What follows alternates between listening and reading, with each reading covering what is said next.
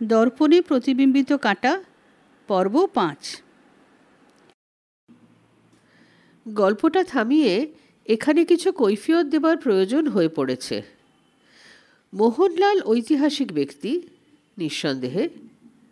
বস্তুত ইংরেজদের বিরুদ্ধে স্বাধীনতা সংগ্রামের শহীদ হিসেবে যৌথভাবে তিনিই প্রথম, মোহনলাল ও মীর মদন।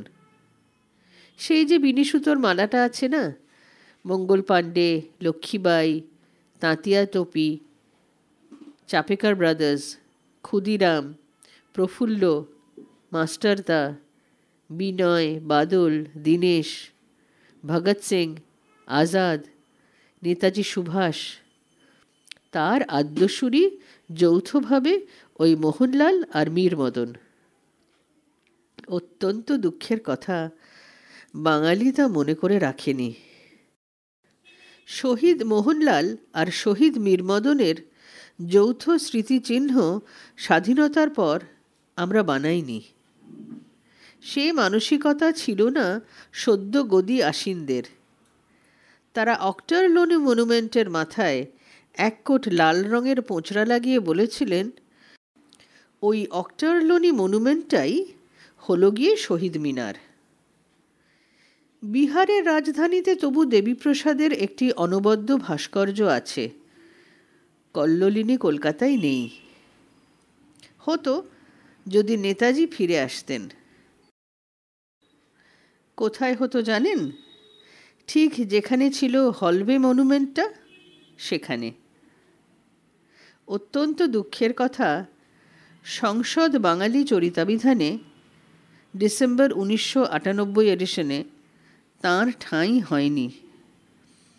বিশ্বাসঘাতক মীর জাফর উপস্থিত, সিরাজকে যিনি পলাশী যুদ্ধান্তে ধরিয়ে দিতে সাহায্য করেন সেই মীর কাসেমও আছেন।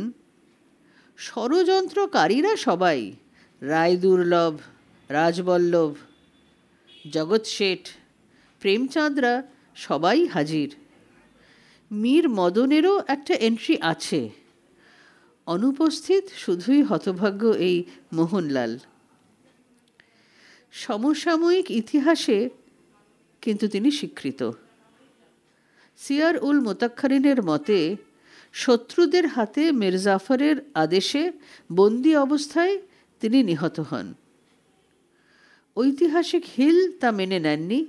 তাঁর মতে মোহনলাল মর্মান্তিক আঘাতে যুদ্ধক্ষেত্রে আহত হন বটে, তবে তাঁর মৃত্যু হয় অন্যত্র। অধ্যাপক তপনমোহন চট্টোপাধ্যায় তাঁর পলাশীর যুদ্ধ গ্রন্থে মোহনলালের মৃত্যু প্রসঙ্গে আসেননি। বলেছেন, সেনাপতি মোহনলাল মীর জাফরের উপদেশ মতো লড়াই বন্ধ করে দিতে রাজি হলেন না। তিনি বললেন, ওই সামান্য ব্যাপারে তাঁরা যদি পিছিয়ে যান তাহলে তো ওইখানেই যুদ্ধ খতম, তাঁদের চূড়ান্ত হার হবে, কাল আর কিছু করে উঠতে হবে না। মোহনলাল আবার ইংরেজদের আক্রমণ করার জন্য উদ্যোগী হলেন। ব্যাস, ওইটুকুই। তপনমোহনের পলাশীর যুদ্ধ গ্রন্থে এখানে মোহনলাল প্রসঙ্গের ওইখানেই ইতি। এটি দেবের সরল বাংলা অভিধানে হাফ আখড়াই গানের প্রবর্তক মোহনচাঁদ বসুর জন্য 1.5 কলম ঠাঁই জুটেছে, শহীদ মোহনলালের জন্য ছোট্ট 2টি প্যারাগ্রাফ। এই অভিধান মতে নবাব মোহনলালকে রাজা খেতাব দিয়েছিলেন, অথচ নিরক্ষরতা দূরীকরণ সমিতির বিশ্বকোষ মতে নবাব তাঁকে মহারাজা খেতাব দিয়েছিলেন। কোনো সূত্রেই তাঁর বংশ পরিচয় বা পিতার নামটা পাওয়া যায় না। অধিকাংশ সূত্রমতে তিনি কাশ্মীরি ব্রাহ্মণ অথবা ক্ষত্রিয়। তিনি বিবাহ করেছিলেন কিনা, তাঁর সন্তানাদি ছিল কিনা, এসব তথ্য কোনো ঐতিহাসিক বা পণ্ডিত লিখে যাননি। সিরাজদৌল্লা নাটকে অথবা নবীন সেনের পলাশীর যুদ্ধ কাব্যে আমরা যে মোহনলালের পরিচয় পাই তা নাট্যকার বা কবির কল্পনা মাত্র। যেমন এই কণ্টকবিদ্ধ কাহিনীতে মোহনলালকে কাহিনীকার ইচ্ছামতো এঁকেছেন, তবে সজ্ঞানে ইতিহাসকে কোথাও অস্বীকার না করে। কাহিনীতে ফিরে আসা যাক এবার। অধ্যাপক বেণীমাধব দত্তের ধারণা, মোহনপুরের জমিদারির আদিপুরুষ সেই মহারাজ মোহনলাল শেঠ। গ্রামের নাম মোহনপুর, রাজবাড়ির নাম মোহন মঞ্জিল, জমিদারের উপাধি শেঠ, সব কিছুই ওই রকম একটা সম্ভাবনার ইঙ্গিতবাহী। তাই অধ্যাপক দত্তের প্রস্তাব, তাঁর ছাত্রী মিস রমলা স্মিথকে জমিদার মশাই দয়া করে অনুমতি দিন, সে ওই অতি প্রাচীন দলিল দস্তাবেজ, রোজনামচা এবং হিসেবের খাতা পরীক্ষা করে দেখবে অনুমানটা সত্য কি না। জগদীন্দ্র নারায়ণ এক কথায় রাজি হয়ে গেলেন। দুরন্ত কৌতূহল হলো তাঁর। মিস স্মিথের বয়স 45-এর কাছাকাছি, চুলগুলি ববকাট ধরনের ছোট ছোট করে ছাঁটা। ধর্মে তিনি খ্রিস্টান, রোমান ক্যাথলিক, ফর্সা রং, টিকালো নাক, বুদ্ধিদীপ্ত উজ্জ্বল একজোড়া চোখ। যদিও অ্যাংলো ইন্ডিয়ান, তবু তিনি শাড়ি ব্লাউজই পরিধান করেন। শুধু ব্রাহ্ম মহিলাদের অনুকরণে কাঁধে একটা ব্রোচ, মাথায় ঘোমটা দেন না। শশীকলার সঙ্গে তার ঘনিষ্ঠতা হলো। অপরাজিতাও কৌতূহলী হয়ে ঘনিয়ে এলো জানতে, এ কথা সত্যিই মিস স্মিথ? এই জমিদারির পত্তন করেছিলেন স্বাধীনতা সংগ্রামের আদি শহীদ মোহনলাল শেঠ? মিস স্মিথ হাসতে হাসতে বলেছিলেন, সেই রহস্যটাই তো ভেদ করতে এসেছি আমি। তুমি কি আশা করো অঙ্কের ফলাফলটা ঘোষণা করে আমি অঙ্কটা কষতে শুরু করি? খিলখিল করে হেসে উঠেছিল অপরাজিতা। বলেছিল, আপনি ভারী মজা করে কথা বলতে পারেন মিস স্মিথ। রমলা বলেছিলেন, আমাকে এখানে বোধহয় কয়েক মাস থাকতে হবে, ফলে তোমার সঙ্গে একটা সম্পর্ক পাতিয়ে ফেলা ভালো। তুমি আমাকে মাসিমা ডেকো, কেমন? তা বেশ তো, আপনিও আমাকে নাম ধরে ডাকবেন। আমার নাম অপরাজিতা, জানেন নিশ্চয়ই। তার বদলে আমি যদি তোমাকে ছোট্ট করে খুকু বলে ডাকি, তুমি কি রাগ করবে? আমার এক ভাইঝি ছিল খুকু, তাকে অকালে হারিয়েছি। না, করব না, যদি আড়ালে তাই ডাকেন। সবার সামনে আমাকে খুকু বলে ডাকলে আমার লজ্জা করবে। সবচেয়ে বেশি অবাক হয়েছিলেন জগদীন্দ্র নারায়ণ।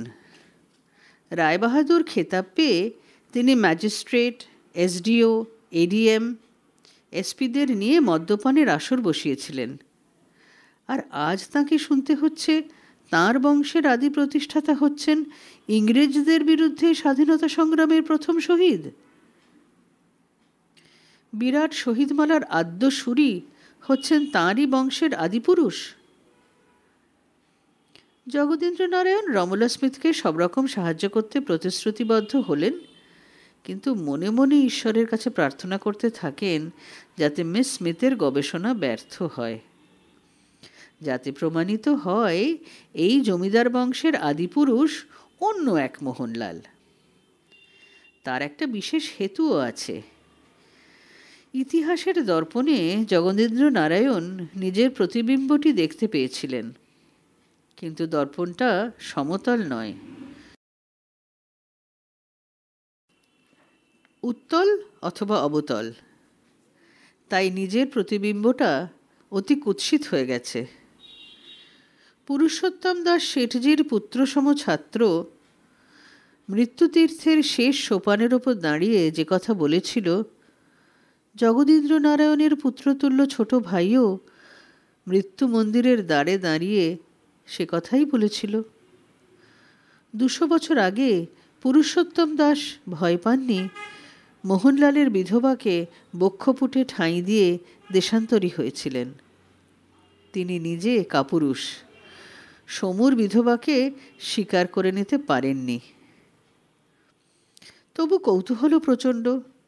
রোজই তিনি এসে ঘনিয়ে বসেন, গবেষণা কতদূর অগ্রসর হলো জানতে চান।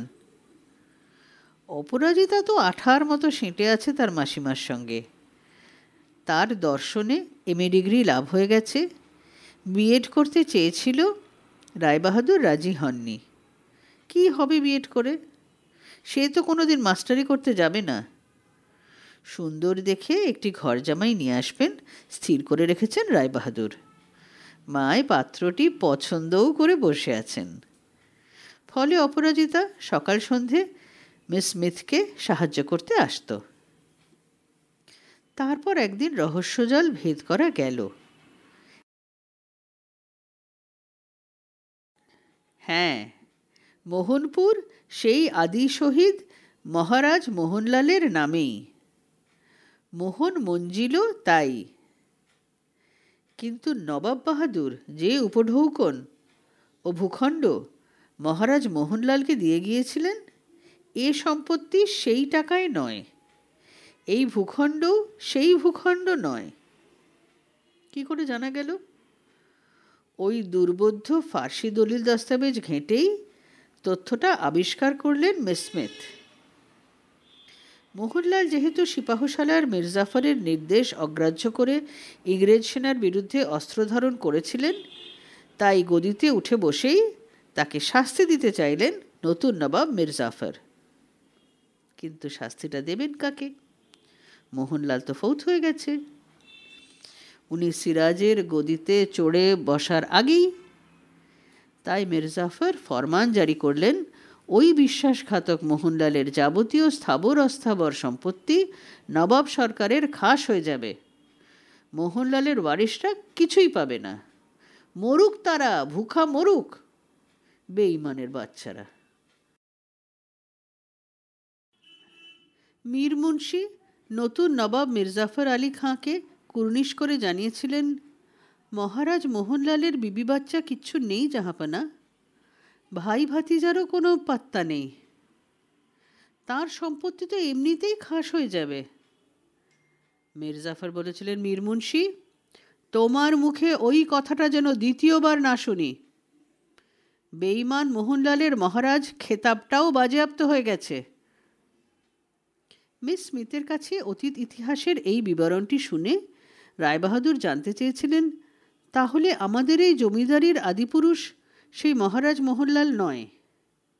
আগে না তিনি? তাঁর নামেই এই মোহনপুর গ্রাম, তাঁর নামেই এই মোহন মঞ্জিল। মানে তা কেমন করে হয়? তারও হদিশ পেয়েছি স্যার, কিন্তু সে তো মস্ত কাহিনী। শুনবেন? নিশ্চয়ই শুনব, বলো তুমি। তাহলে এখন নয়, সন্ধ্যাবেলা আপনার স্টাডিতে গিয়ে বিস্তারিত জানাবো। দিদি আর খুকুও শুনতে উৎসুক। দিদি আর খুকু কে?